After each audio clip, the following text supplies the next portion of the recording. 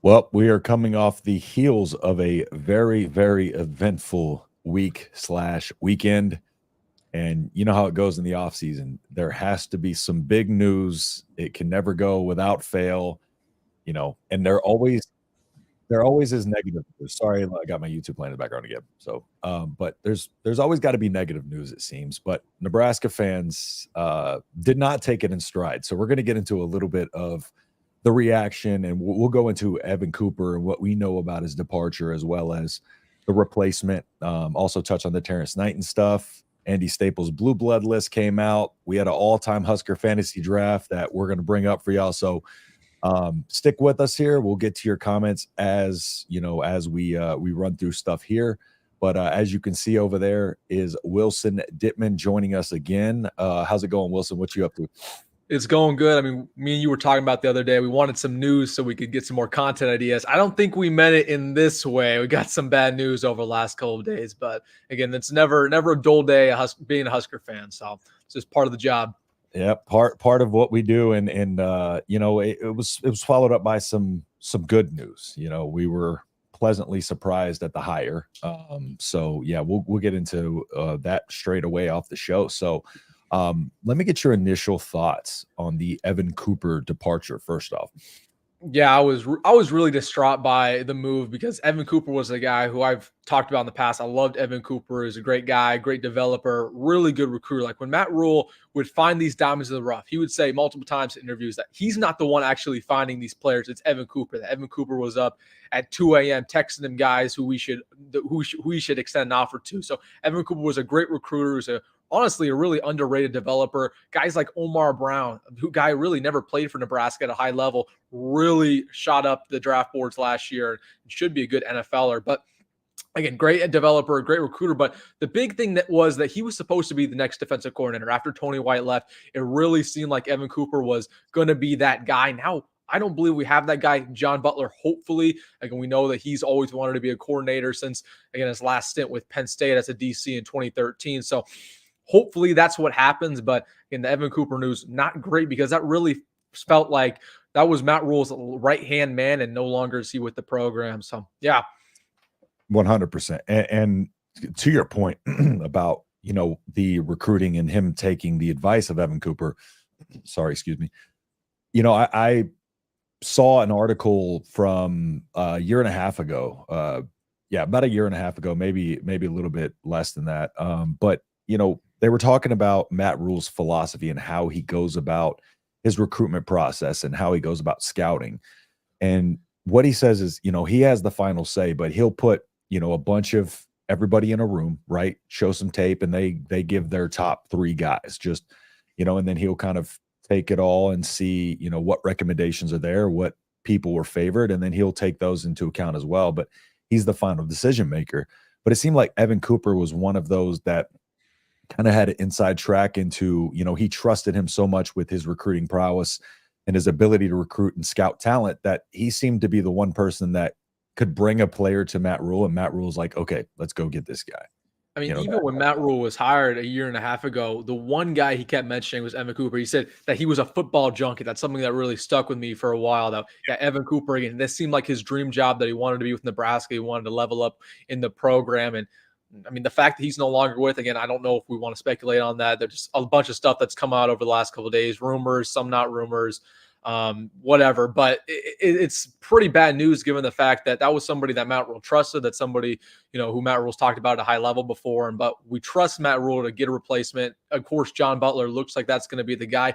It is concerning that report came out, Saturday morning at this point. It's Tuesday night. We still haven't heard anything in regards to if he's actually going to be officially hired. We still haven't seen an announcement. So I think it will happen, but the fact that they're waiting this long, there's definitely some holdup. Yeah, exactly. And about the rumors, we can just clarify one that we know off the top that it's not, and that is any indication that there was anything to do with a volleyball player. We can squash that one off the list. So that rumor that's going, that can stop because that is categorically false. Yeah.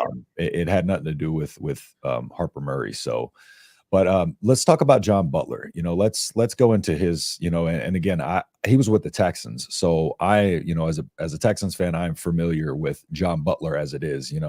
He was there around the time that, Texans were in QB purgatory. They had a really solid defense. And he had the likes of Jonathan Joseph, Kareem Jackson, AJ Boye. And again, like I spoke about it on my video, but the AJ Boye development was very big because AJ Boye became one of the top corners in the league those couple years, and he was with John Butler for those 3 years with Houston, and then peaked in 2017, which is Butler's last year in Houston, and then he went over to Jacksonville and he had his best season, but then kind of regressed after that. And so, a lot of that indication has to do with potentially the fact that John Butler left. And then, the Texans defense kind of did regress after that. They're finally getting it back together. But it's one of those things where it's like we said, the Evan Cooper news, of course, was known by them just because of the timing and how quickly the turnaround was of them to at least have a candidate that we assume will be hired. But yeah, just love his leadership, his communication style, and every player who talks about him said he's hard-nosed. He wants people who want to be better. So he fits the philosophy because he is, again, one of those guys that you have to buy into what he wants for you. And if you don't want to be better, if you don't have the desire and you don't have the fire to be better, you're not going to make it in his secondary.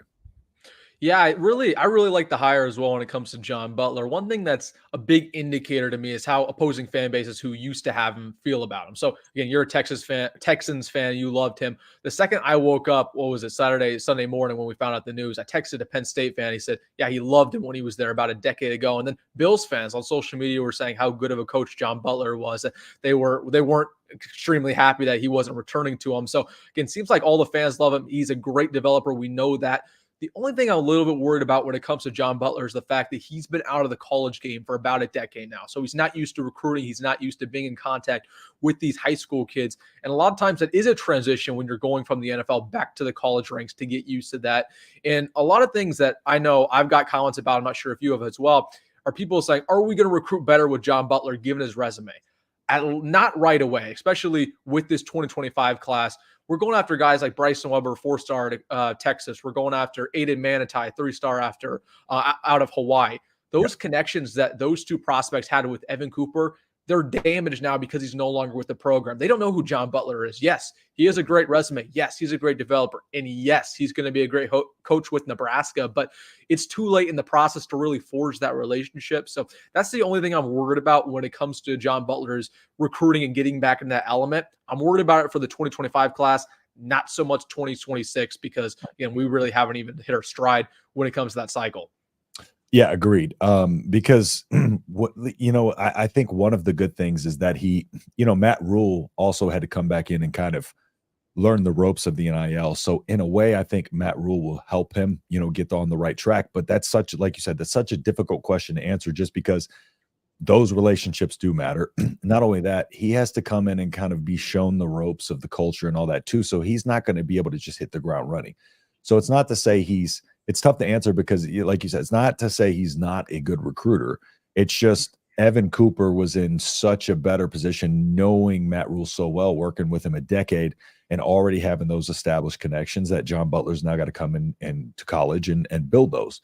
And so, when it comes to stuff like that, the thing is Nebraska's still in a good position in terms of, the players haven't left at least yet. So they're doing a good job of at least managing and damage controlling. And I think their plan for John Butler, I think they have a structure and a plan. I think Matt Rule he has a good enough system in place where I think the recruiting will still be okay and remain afloat. But I don't think, it'll impact recruiting this year. Hopefully Nebraska's still able to land some of these guys in this class because that's a huge need. We need defensive backs. It's the biggest need we have. Yeah, I do think we're gonna have a couple of players leave. Again, the portal doesn't open up till December, but okay, Yeah. Evan Cooper's gone. Tony White likely, let's just say he's gone after this season. You're losing two key coaches there, and there's 20 underclassmen DBs in that room. Yeah, you're gonna see a couple of those guys leave, Yep. perhaps guys that you felt really good about. So and Matt Rule has to buckle up. We didn't really have anybody leave in the portal this year. We were lucky. That's probably not going to be the case after this year, no matter how many games we win. So it's definitely something we should anticipate. But again, hopefully John Butler can get here as quick as possible, forge those connections with the guys currently in the room, and then start recruiting. And again, Tony White's already done a good job picking up where he left off. Tony White's offering guys in that secondary as we speak. So again, we feel confident about Tony White for now being, 100%. let's just call it the interim Yeah. while the transition over to Tony White, or not Tony White, John Butler. 100%. Yeah, yeah. And Evan, Tony White again. He's able to do so much. Like the way he was able to turn that defense around, just he's able to do a lot with, now I don't want to say a little, but he's able to really in this defense bring out the best in these players. So, he can work with some guys if he's down a little bit in the defensive backfield in terms of just talent and star rating. We've seen he can develop the likes of Tommy Hill, and Omar, like you said.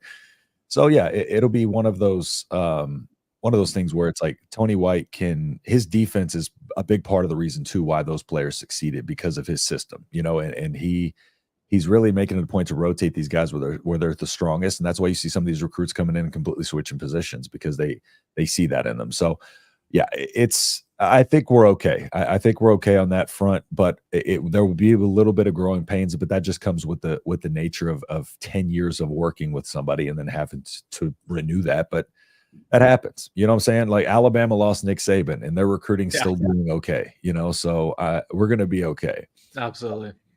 And another thing, just touch on the John Butler thing again.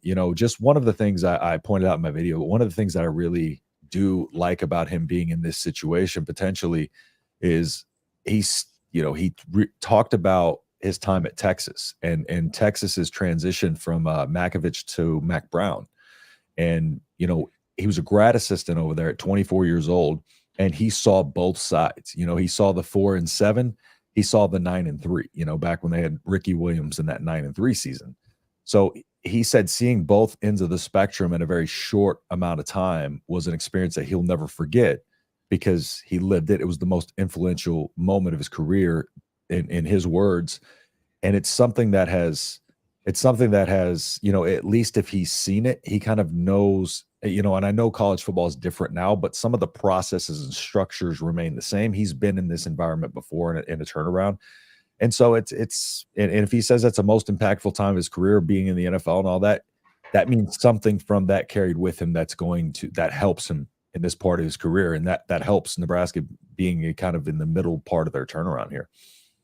Yep, So, completely agree. Again, he just seems like a Matt Rule culture fit. It's interesting that again, Matt Rule doesn't really hire guys who haven't coached with him before, but this guy again, he's clearly a great developer, clearly great for the culture, and hopefully should be a good coach for Nebraska. yep. And the NFL experience, of course, helps with recruiting too. And then briefly touching on the Terrance Knighton stuff. Okay. That was an instance, and it's one of those things, it kind of grows legs, right? It grows legs. One person will post something, it grows legs because, especially off of the news of something like Evan Cooper, because that was, Evan Cooper removed everything off his social media, Nebraska related, and then that happened, or either that happened and he removed it. I don't know. I don't think people were checking, but then I guess people were checking, each Twitter page. And I remember you saying you got a couple texts from people asking about it. And It's one of those things where people wouldn't really care that much if it was just, any other day. But the fact that it was a day after Evan Cooper resigned, you thought dominoes were falling. So a lot of people started to freak out a little bit more. And again, it was something that I was freaking out too, because, Terrance Knight, yes, he's very active on Twitter, but the fact of the matter is, I mean, he got rid of his bio, he got rid of his profile picture.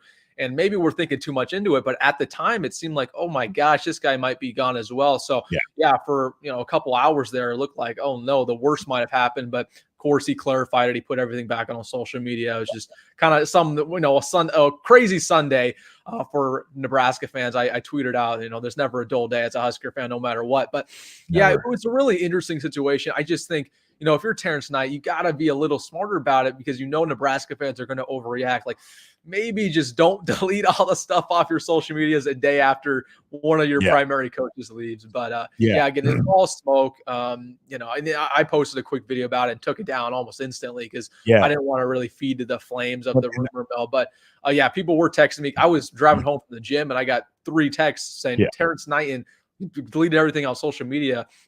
And I thought the worst immediately. Because that's the way my mind goes. So good thing he's staying with Nebraska. He's a guy who, again, he's a great personality, great NFL career, pot roast. He was with my Redskins for a while. So definitely looking forward to having him for the next couple of years. Absolutely. Yeah. And that's to your point. That's why I kind of like, it's one of those things where it's like you weren't trying to necessarily feed the flames, but you got asked about it and asked to, give your thoughts on it. So that's kind of what you did. And it's just one of those things where it's like everybody's kind of on high alert. And then, he quickly clarified things. We had no idea when he was clarified things. He quickly clarified it. And that was that, So Terrance Knighton staying with Nebraska. So just to clarify anything there, he is staying with the Huskers going forward. So, all right, let's go ahead. There's one thing we had a little bit of fun with the other day, and I'm just going to bring this up real quick before we're going to get to a couple more discussions, the David Sanders stuff too. But if you haven't had a chance, Wilson's got the video over on his channel, and we had the all-time Nebraska fantasy draft. Yep. And so I'm just going to ask you to drop your comments drop your thoughts in the comments on who you think had the best team and who maybe we didn't get that you think we should have on here. So here's your teams. And we had a little bit of fun with this, like the Dylan Raiola pick. We had some fun with this stuff. So I'll leave that up here for a second. Y'all can drop your thoughts on who you think. On Twitter, I think most people said that you won because you got Tom Osborne. But I think on my post, I posted something on my YouTube community page, and most people thought BA's team was the best, which I thought was interesting, given his coach. I don't really think a Bo Pelini coach team should win this. But, people got to give Coach Bob Devaney a little bit of respect. He built Nebraska from the ground up. Let's give him some respect here. No, I'm not Coach BA. This is no personal attack here, but I got to rank your team third in the power rankings. Oh yeah. You got Bo Pelini. We like Bo Pelini, but you're going against T.O. and Devaney. So the Taylor Martinez pick was a little interesting too. People said, "Oh, why didn't you pick Brooke Behringer or even Tommy Armstrong?" I had Behringer on my list, but I wanted to go my childhood hero quarterback. I have a signed jersey back there of him is Eric Crouch. That's my guy, man. So Wilson's was the best because Dylan will carry. Man, Dylan's not getting playing time on my team. He's just sitting and developing. Checks out I of course the oldest of the three because I had the older team, so I wasn't sure how that would go over with a lot of people being younger and maybe not knowing a lot of these players. Hopefully they do know a lot of them. But you're acting like you're 50, 60 years old out here. I drafted a team as if I was 50, 60 years old, to be honest, man. These are crazy. You're a Washington football team fan, Wilson. I don't think more than that. Man, I come on, man. Don't even say that. Oh, Justin's a Texans fan. It's not like his existence been much better. I mean, they got a good year last year, but bro, it's been hell. What do you mean? Like, it's been so brutal, bro. He ain't won anything. I will say this: in my entire life, I've never seen the Redskins or Commanders win a playoff game. In my entire life, I've never seen it happen. At least I've seen the Texans win the playoff game, but that 24-0 loss to the Chiefs, or when we're up 24-0, I'm sorry, came back and beat us and won the Super Bowl. Yeah, that wasn't fun. Yeah. All right, let's go ahead and get into the David Sanders stuff. Absolutely. All right. David Sanders recently released his top 4 teams, and Nebraska was not on his top 6. However, Nebraska has re-entered his top 4. Okay.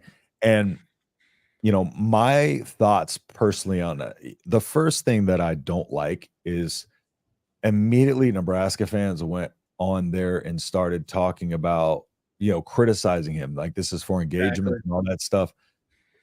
I mean, I don't think the number 2 tackle or the number 1 tackle and the number 2 overall player in the country recruiting wise has to, reach for engagements. He's going to get engagements no matter what his top is. And I feel like if he wanted engagements, he would have left Clemson on there and made it a top 5 final. You know Exactly. what I'm saying? And so I don't and he hasn't committed yet. So like he could very well see this stuff and it could change his mind. It's let's wait. I don't even like criticizing them no matter what. If it was for engagements, okay, at least we're in the top 4. It's a good look. But I don't necessarily think that's the case in a lot of instances. It seems like we assume that. But it's just maybe it's because we're new to being in these top players, top 4. But and Nebraska probably has the lowest shot out of these, but that is simply because they got into and he talked about this. They got into the recruiting process later. Now he didn't say that put him in last, but that's the one thing that could hurt them. We got into the recruiting process because he knew Dylan Raiola over when Dylan Raiola was committed to Georgia. And when he was at Georgia, David Sanders, of course, went out there and visited. They established a relationship. So David Sanders wasn't even on Nebraska's radar, or they weren't on his until Raiola came over and they started talking, and then he got an official offer. So that's one of those things. But August 17th gives us plenty of time to continue to build those relationships and try to make some headway in this race.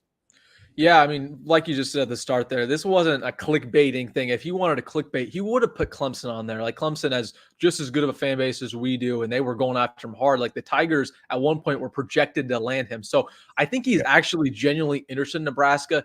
And it also should be mentioned, and he's been to Tennessee 34 times, he's been to Georgia the same amount of times, and he's seen all of these programs have to offer. He's only been in Nebraska once. Not even on an official visit, and he met with Matt Rule, and that was just about it. Dylan Raiola was not even on campus when he took a visit. So he's still interested in Nebraska. There's clearly some curiosity that's perking his mind. And now somebody mentioned that he might get to Lincoln at the end of July, and not sure. That's obviously wouldn't be an official visit, but that's what people are saying, that he might swing by Lincoln at that point to take another visit. So Nebraska definitely has a chance. Now, would I bet on it? Absolutely not, because Tennessee, Ohio State, those are the 2 favorites right now in the clubhouse. Yeah. Again, he's loved their visits over there, but he's clearly interested in Nebraska. He's clearly curious, because the reason why he dropped Clemson, the reason why he dropped South Carolina, is because he went on their campus multiple times. He saw everything they had to offer, and he said, okay, this isn't a place for me. He went to Nebraska once, and clearly he wants to come back.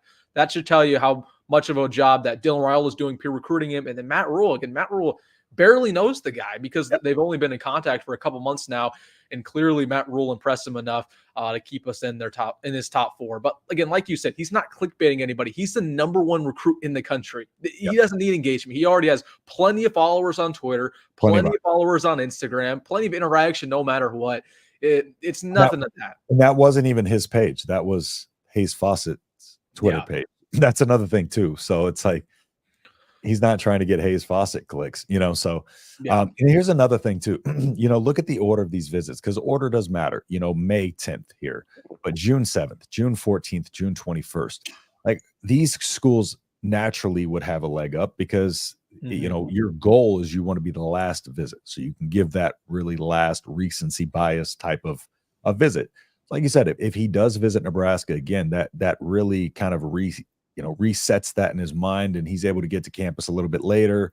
Maybe that they got some more of the stuff open and operating and stuff like that in the facilities. You don't know, but it's one of those things that, like, the fact that he had Nebraska out and put him in just shows, even in this meantime, that they've been able to continue to build the relationships with him. And Matt Rule has shown to be one of those guys that these relationships are authentic, and that's why we're able to believe that we're legitimately in his top 4. But at the same time, when we're always talking about these 5 stars, we've got to mention NIL, because again, that's the dirty little secret nobody wants to talk about, but it's the main player behind getting these guys. Again, Tennessee, we've seen them offer 7 figures, like Douglas Utu, a guy that Nebraska was after for a long time. He committed to Tennessee, honestly, out of the blue. The reason why they offered him some NIL money that nobody else was offering him. Tennessee's done a great job. Ohio State has one of the best collectives. Same with Georgia. If you really want to get serious about offering David Sanders, you've got to have a plan of offering him an NIL package that honestly nobody else can compete with, because that's really, on a scale of things that's important to him, that's probably top three. That's top three for every 5-star. So, we don't like to talk about it. We like to think these kids have morals. If you were an 18-year-old and you were handed $1 million to go to a school, you would do it. So I think a lot of people who complain about it are honestly being a little bit hypocritical. William finally got the night off to catch the show. I appreciate you checking it out, William. Coach BA, of course, in here. Never mind me got banned on YouTube for acting up. So how do you get banned on YouTube? I don't know. That's a new one. I've gotten permanently banned off of Twitter before, and that's why my Twitter page was made last August. But actually, they banned me for arguing about Second Amendment stuff, and yeah, nothing wild was said. So, but that's pre-Elon. I think the thoughts of John Butler will be the next coordinator might be a little too fast. He's coached 3-3-4 last DC job. Penn State was 4-3 cover 2 guy. Yeah, the thing, one of the things though, he's an adaptable coach, and I think he'll do what he has to do if he does ever take over to kind of mine that gap and not have to completely switch the defense around. So he's coached long enough to where I think he can adapt. And Tony White, of course, will be able to get him up, to speed on the system and all that. And we're not even saying he'll be the next DC. One of the reasons why we're talking about that a lot is because he left Buffalo, of course, because he wanted to be a defensive coordinator. And then when they hired their defensive coordinator, he then saw his opportunity kind of extend, or potential opportunity be extended till after this defensive coordinator, so he and the Bills, he mutually agreed to part ways with the Bills. And you have to think that maybe that was discussed in him taking this position, considering that's what he wanted his next job to be for him to have an opportunity to move up to a defensive coordinator position ultimately. Yeah, I truly think that Matt Rule, when he hired John Butler, was about to hire John Butler, being a DC in the future was definitely in the cards, because, Matt Rule says this all the time. He said this in his most recent press conference, is that he hires from within. So he moves guys up. If the guy who's a positional coach will bring him to a coordinator spot. That's was always going to be the plan with Evan Cooper. That's now going to be the plan with John Butler, because if you look at that defensive staff, love Terrance Knighton. He's not going to be the defensive coordinator anytime soon. He's a guy who's probably always going to be a positional coach. And then Rob Dvorak, I think he could be a defensive coordinator, but he wasn't primed for that spot like Evan Cooper. John Butler is. He was hired with the intention of likely being the next DC. 100%. Yep. All right. So let's see. I'm just running through some comments here. All right.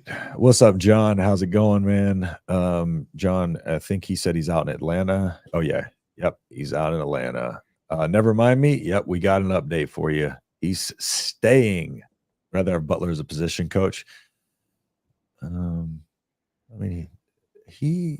I like the prospect of John Butler eventually stepping up into that. John has Michigan. Oh, that's to somebody else. 4th of July hot dogs, Indian Taco Tuesday. Exactly. I don't know what you agree with me with, but I appreciate you agreeing with me there. Bo knows. All right, sorry, just running through these for y'all. No. Okay, and then the last thing that I want to touch on with the 5-star, thing is another thing. We haven't been, these 5 stars could have used us for quote unquote engagement all this time. And that hasn't been something they've done necessarily, because we haven't been getting the 5-star. We haven't been in their tops. We haven't been getting them to campus. And this is another thing that people have to understand, that a lot of these schools have very similar things to Nebraska in terms of just their facilities, fan support, money, and more money in most of these schools. So the fact that Nebraska is able to kind of make these top lists without winning, and that's the separator, I believe, right now in some of these, is these schools have won in recent years. Well, Tennessee, but Tennessee has been a little bit better than Nebraska in terms of year on year out success over the last, few seasons. And then, of course, the other two win at a high clip. So that's one of those things that Nebraska is like, it's a progression, right? It's a slow progression where you weren't getting these guys onto campus first. Now you're kind of getting them onto campus, and the next step is kind of closing on that. But you do need to kind of, show that you have the ability to win. So yeah, absolutely. And again, I don't think any of these prospects are clickbaiting the team or clickbaiting the fan base. Like, let's just put it in terms of Iowa. Iowa probably doesn't have as good of a fan base as we do, but it's pretty close. It's pretty up there, and they've won football games. You don't see 5 stars put Iowa on their top lists. Okay, that's not because they're not clickbaiting people. It's because they're being genuine. They're not actually interested in Iowa. The fact that Nebraska's not even winning football games and getting these 5 stars on their final list, getting them to visits, right? Clearly something's happening. Clearly Matt Rule is doing a good job. Again, Scott Frost, when he was here and we weren't winning football games, he never even got 5 stars on campus. We would get hyped up for a high 4-star. That's completely different now. And again, you have a good season this year. You win 7, 8, 9 games like we're expecting. No longer we only get on these lists. You're going to start landing some of these 5 stars. So that's why people should get excited. I know, sometimes people get down in the dumps because they're like, oh, we missed out on S.J. Alafatuli. We missed out on Douglas Utu. We didn't win football games last year. We won 5 games. Now, however, if you can win the amount of games that you expect this year, when we're looking at the 2026 5 stars that we're going after, you will have a lot better of a chance to get them. 1,000%. All right. We are going to move forward to the next point of contention right now between people on the Twitter sphere. And this is a very interesting discussion because I have very specific thoughts formulated, and of course, all factual information. I say that, but it's kind of just I'll get into it. I want to get your thoughts first here. So go ahead and checked out this blue blood list. And so what are your initial thoughts on this before I get to mine? Yeah, so you just showed me this before we went live. I've been off of Twitter all day, but looking at it initially, okay, the first top 4, perfect. Georgia should not be on that blue blood list, right? They've had a lot of recent success, but they were not good in the 90s and the 80s and the 70s, right? In order to be a blue blood, you need to be historically good. Yep. Georgia's not a historically good program, and at least historically great. Now, Notre Dame, yes, they should be on there. Penn State, even USC, yes. Penn State should absolutely not be on that blue blood list. The fact that, Nebraska's been better than Penn State, honestly, their entire history, going back to the 70s, 80s, 90s. I think the only reason why Penn State might be on there, according to Andy Staples, is because of recent success, even in the 2010s. But Penn State never even went to a college football playoff. And that's not what being a blue blood is all about. Being a blue blood is being historically great. So I can't believe he put Penn State down there, even over Nebraska. Like, that's ridiculous. And then, of course, Georgia, I have no idea. That's absolutely ludicrous. Now, scroll down a little bit. I want to see the teams he left off. Yep. We saw that Nebraska wasn't on there, but Florida State, that's a good call. Clemson, I've seen people put Clemson on there in the past. Clemson should not be on there. Now, Miami is interesting. Miami and Tennessee are the two ones that I think a lot of people either have in or out.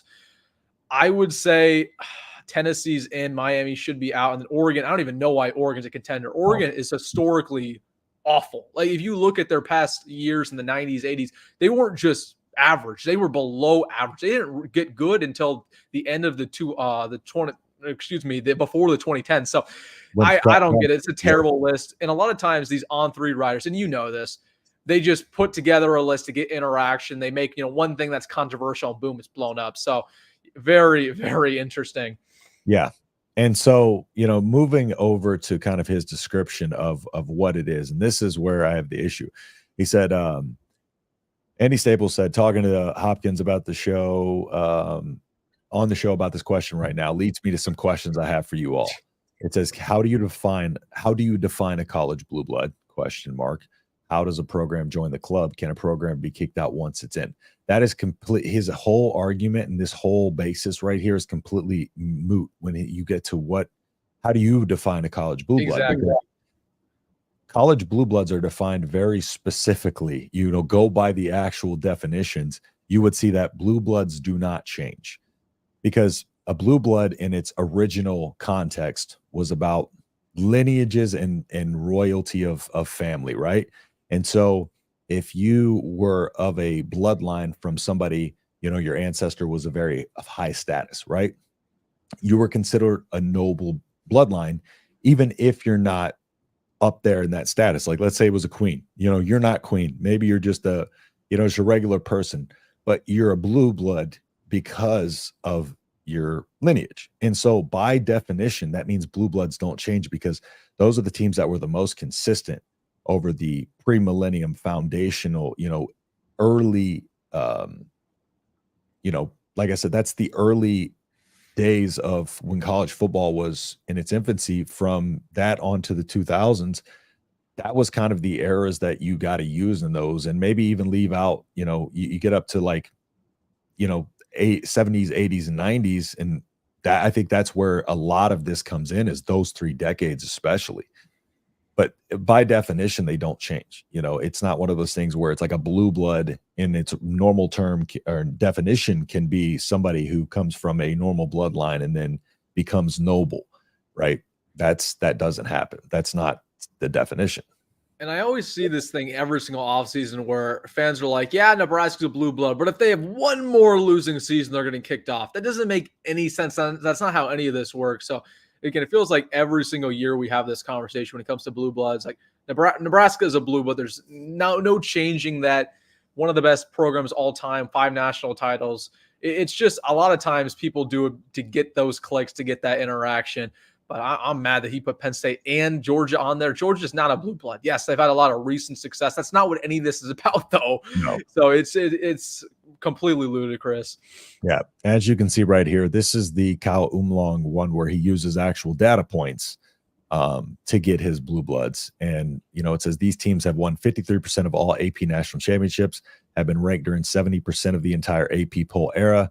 If you're talking bloodlines, then the dominance necessary to become a blue blood must span not just legendary coaches or current day dynasties, but generations.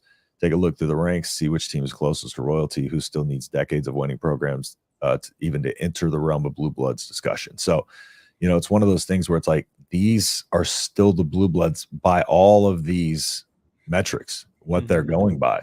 And it's specifically, the AP poll era, which is the era pre all of this stuff, so again, 70s, 80s, 90s, that is where a lot of this comes from. And that just shows the dominance that Nebraska had during that time. The fact that they still are, up here in all of these numbers as well. Absolutely. So, I mean, just the fact that Andy Staples had Oregon on the contender list, that should tell you everything you need to know about that list and how valid it was. So, man, that's terrible. 100%. And remember, sorry, keep getting your questions in here and we'll kind of work through them. I'm going to try to work through some of the comments here. So David Sanders thought he was a 5-star. Yes, he is a 5-star. He is the 2nd ranked recruit in the entire class. Depending on where you look, he's 2 one place, 3 another. John Butler is a dang good hire, especially considering the circumstances. Exactly. This could have gone very south. And Wilson, I remember you had said it wasn't going to be an external hire. I didn't necessarily think it would be either, just because if it was sudden, there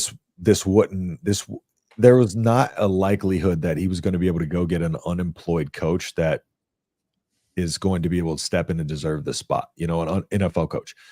And so, like you said, you thought it was going to be an internal just kind of promotion in the interim while they try to, because that's normally what has happened, in the last couple seasons at Nebraska. So, what was your take on the whole situation, how it went down, and what was your reasoning behind your belief there? Yeah, I mean, if you guys, tuned into my live stream of the video around Evan Cooper, I was dead set that Nebraska was going to, internally hire somebody. They were going to move somebody up for 1 year and then we'd hire, in December. Now, when I made my video about John Butler the next day, it dawned on me that I thought at the time that Matt Rule just recently found out this information. Exactly. He found it out the exact same time we did, that Evan Cooper is no longer with the program. He found out probably weeks beforehand, if not days beforehand. That's what allowed him to make that hire. And, something that I saw last offseason, the reason why I thought we were going to internally move somebody up is because the exact same thing happened last year when it comes to Bob Wager. He had a DUI. The staff found out and then they moved up Josh Martin for 1 year. So that's what I thought initially, that Matt Rule found out the exact time we did. I wasn't thinking that, oh, okay, maybe a week or two ago he probably first see this happening, and then that's why I found John Butler. So yeah, that's really the main thing. And again, Matt Rule talks all the time about internally moving up coaches. So I thought the exact same thing would happen again. But the fact that he knew for months, or not months, but he knew for weeks, that allowed this hire to happen. So again, it wasn't like he found him in a span of 12 hours, like some people on social media were insinuating. He knew that Evan Cooper was gone, which makes me think that Evan Cooper, I don't know why he is gone, but I don't want to speculate. We're not going to get it. Yeah. So, to your point with this whole situation, that was the biggest thing, was that when your live actually was like right after this happened, I think. Yeah.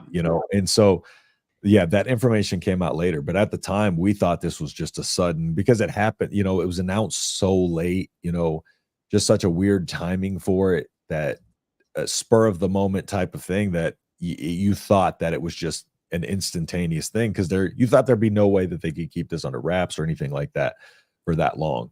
But that changes everything when he had time. That means he was able to reach out to external candidates and be able to really talk to them, interview them, and those type of things. But 1 day turnaround would have had to have been internal for sure. And again, like the Evan Cooper, we know for a fact that if Matt Rule knew this for weeks, which he did, Evan Cooper did not break the law. He did not get in any of these scandals like people are, throwing out rumors. Like that wasn't it. The fact that he has known about this for weeks likely, narrows down the options on why Evan Cooper's actually gone. Exactly. Be a coach. So I'm down for Butler if he stays in a 3-3 defense, gets more aggressive with the defensive play call, and definitely could happen. We just haven't seen it yet. Yeah, and like I said, I think Butler's one of those guys that's very adaptable. I think he'll be able to picks up concepts and schemes quickly. Just the nature of the beast.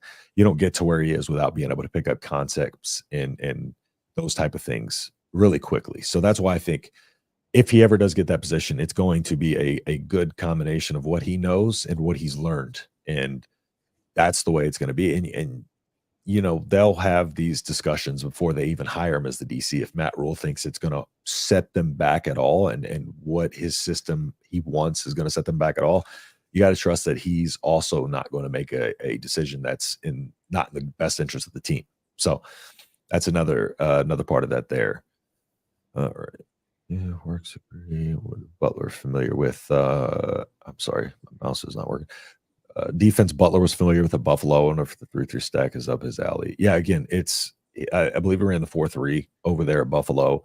The 3-3-5 is kind of something that's fairly newer. It's as much as it's being run right now, because it's a great way to really speed up your defense and keep up with these fast spread offenses, because you replace a lineman with a defensive back. So you have the fifth defensive back out there. Now, a lot of the linemen that would be in a 4-3 scheme are going to be linemen that would fit in a 3-3 stack. In a 3-4, the linemen up front tend to be a little beefier. Where in a 3-3-5, you like them to be a little more agile and mobile. So there's going to be some similarities, but a lot of vast differences. But like I said, I think as a coach that's coached as long as he is, you got to know that he's studied the 3-3-5. He's probably studied all of these defenses, but to put him into action, he stuck to what he knows, which is but that doesn't mean he can't transition his defense over something else and be successful. It's just one of those things where it's like you're comfortable with what you know and what you came up on, and that was a 4-3. So a lot of these older coaches are probably not going to be running a 3-3-5. So that was one of those things that would have been hard, to kind of find regardless. So you had a 4-2-5 and a 3-3-5, and those are very similar in terms of the type of players you have. They're both designed for a very similar way. 3-3-5 is a little more risk reward. So yeah, that's kind of the breakdown of those two defenses, and why I think he'll be able to transition no matter what. All right. With the right personnel, every defense can work well. Yeah, exactly. Right there. Nebraska in, Texas and Georgia out. Texas out. Really? Texas should be gotta be. I'm from Texas. Non-negotiable. I'm from Texas. I hate the Longhorns. Being a Husker fan growing up in Longhorn country, was brutal, right? But Texas has got to be in there. Yeah, definitely. And believe Miami 6-6 record against each other, championships. Georgia's a powerhouse. Yeah, and I think the term is new bloods versus blue bloods. Let's just start a new list for the new bloods. Blue bloods go back to the invention of football. Yes. Yeah, but too, it's because I think it'll come more in the we lost Wilson. Oh no, we lost Wilson. But I think it'll come more from the, like I said, the 70s, 80s, 90s, because I think that's enough of historical foundation in college football to have success over 3 decades. However, it doesn't go back to like when there was only like 4 teams and you won 37 national championships. And so, yeah. Yeah, I mean, if we have to go back to the invention of football, then we should also say that Yale's a blue blood, or Minnesota. They have Yeah. 8, 9 national titles in the 20s Yeah. and 30s. So I don't think it goes back to the invention of football. Really, I think it really starts, after World War II. Once we get into the Cold War era, the 60s, 70s, that's really when the blue blood term starts to come up. But invention of football, no, because Yale would be in that list if so. Yeah. Sanders has started a bidding war with the announcement date set for August. Good for him. Go get that money. Yeah, I mean, All right.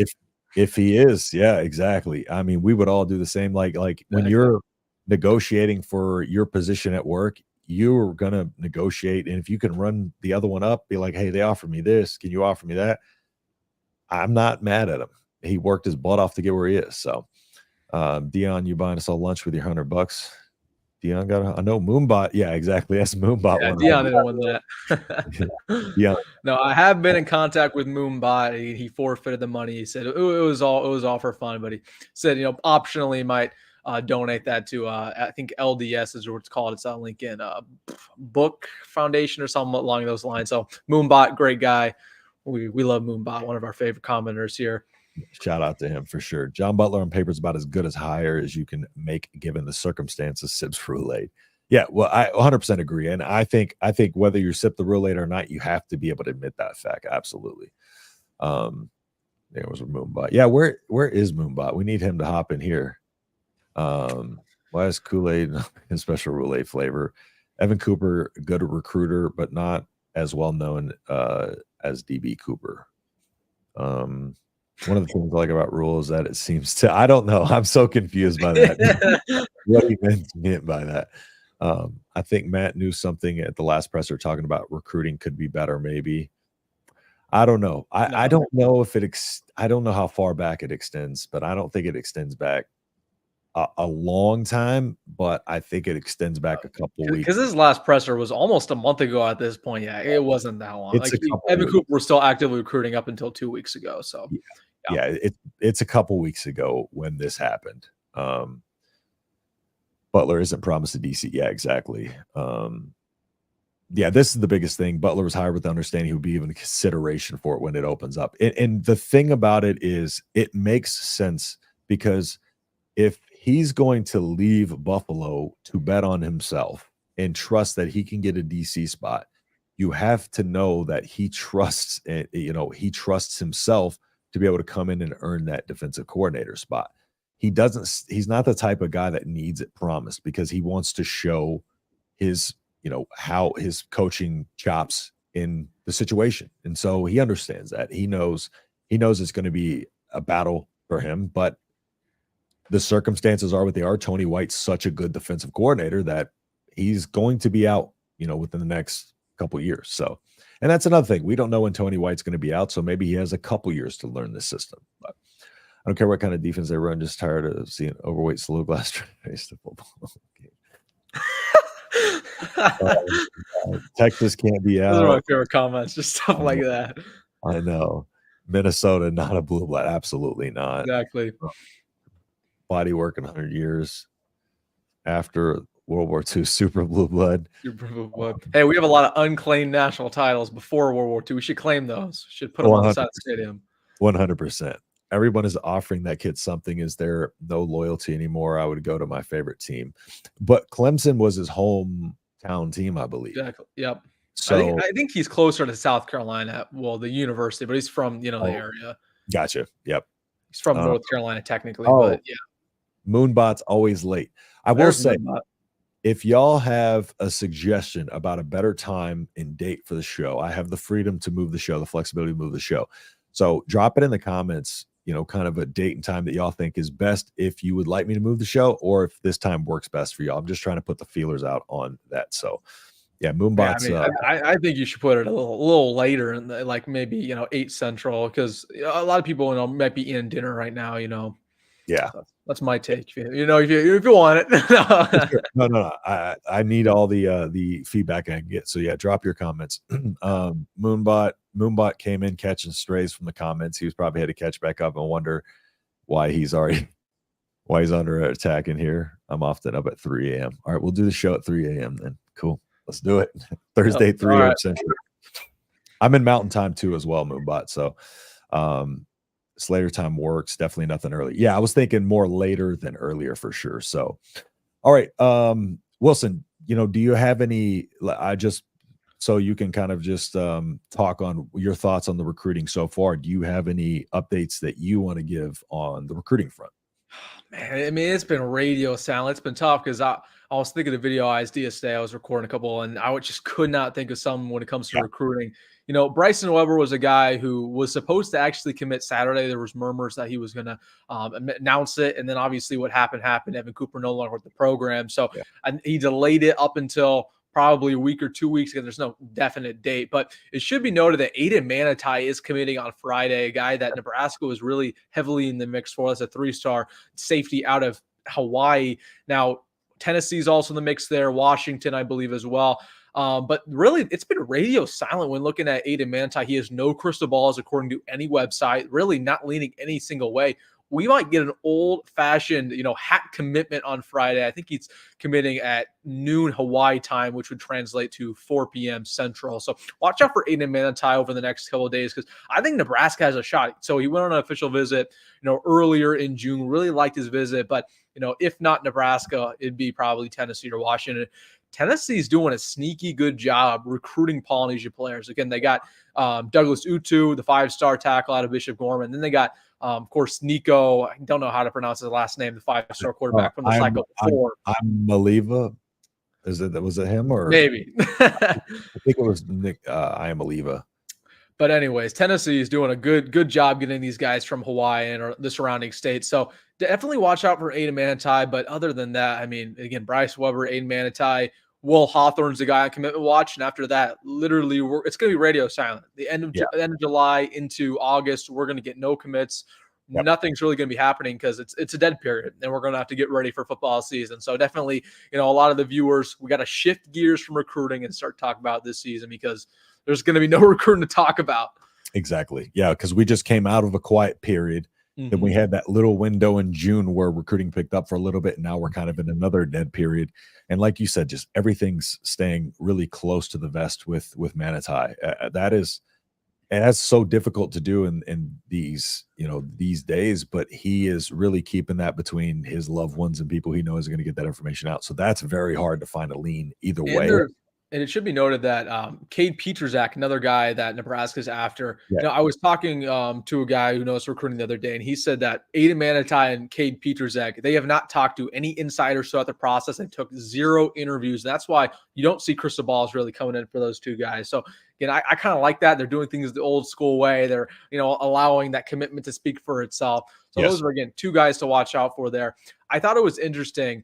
I'm not sure if you texted me this or somebody else, but they said that, Haas Fossa, the guy who posts all the commitment stuff, when a commit DMs him trying to get an edit, Haas Fawcett lets everybody on 3 knows that he's committing at a certain place. So that's why they get all the crystal balls. So again, the whole system's messed up nowadays. And again, I respect Haas Fawcett. Again, he works pretty hard, but I don't like him leaking all that stuff to the on 3 guys. I know he works for on 3 now, but anyways, respect the fact that Aiden Manitai is keeping that, again, close to himself, and then we'll find out Friday. Hopefully, again, that goes Nebraska's way, because that's a player who's really, really good. He should be a 4-star.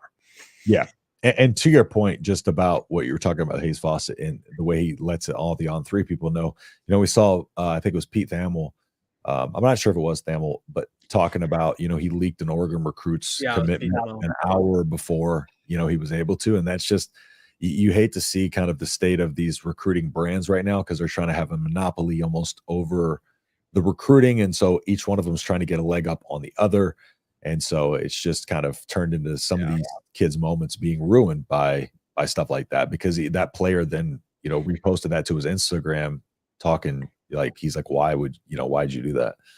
Yeah, I mean, this even happened recently between Nebraska beat writers. So Mekhi Nelson was about to commit to the Huskers, and Sean Callahan and On3 leaked it about a day before he actually committed. And then it was funny. I'm not sure. There's a guy at Rivals, name is Tim Verghese, and he tweeted out kind of dissing Sean Callahan, saying, "This is the recruit's big moment. These insiders shouldn't be fighting to get their time to, get their clicks on their article." So again, something that's a huge issue in the recruiting industry.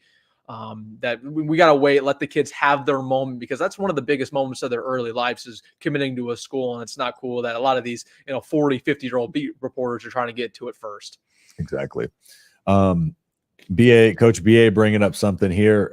I did get blocked by Coach JB last night after, he was mouthing off, and, and then he talks like, I just said he wouldn't say it to me, and he talked tough. He blocked me and then talked tough. So me and Coach JB are no longer friends. We never were. I liked his stuff, but he was just he's one of those guys that's he's a hothead. He doesn't have a lot of logic sometimes, a lot of anger, and there's no logic to be found. And then when you call him out of his logic, he just starts throwing insults your direction. So yeah. Me and Coach JB, he didn't want to glove up and scrap. So he blocked me and then said some stuff. So I posted that on Twitter last night out of anger, and because I was like, he's probably going back and talking trash afterwards. So we got the Thomas Fedoni. I would imagine this is not the real Thomas Fedoni. I think that's his dad.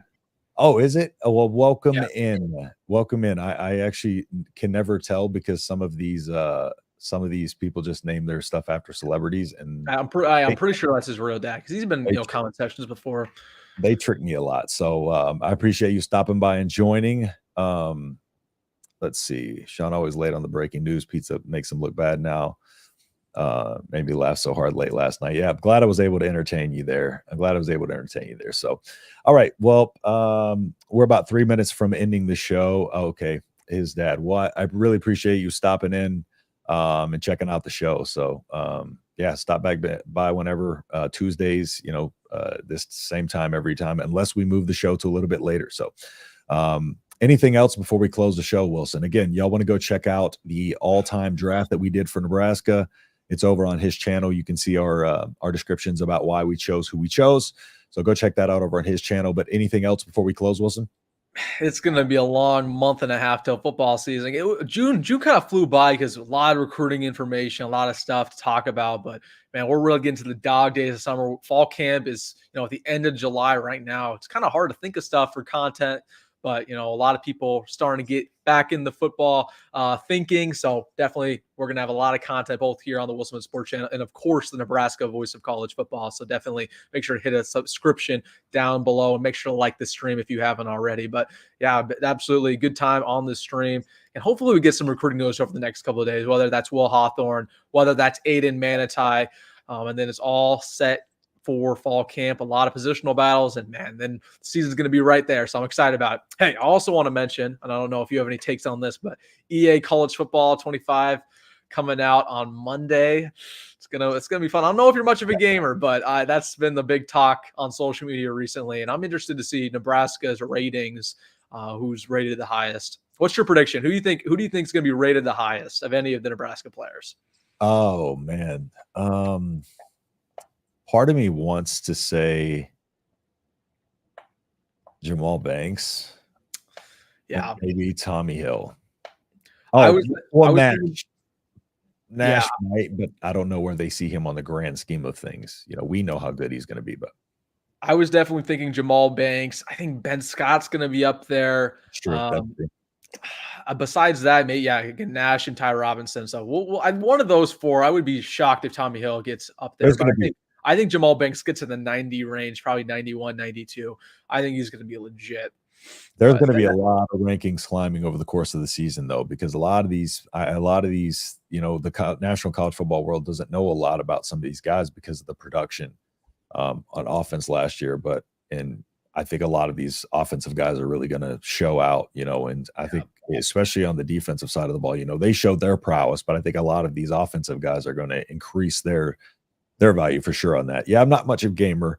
I sold my PS5 a while back because I was wasting too much time, but I'm thinking about buying a cheap Xbox just to play this.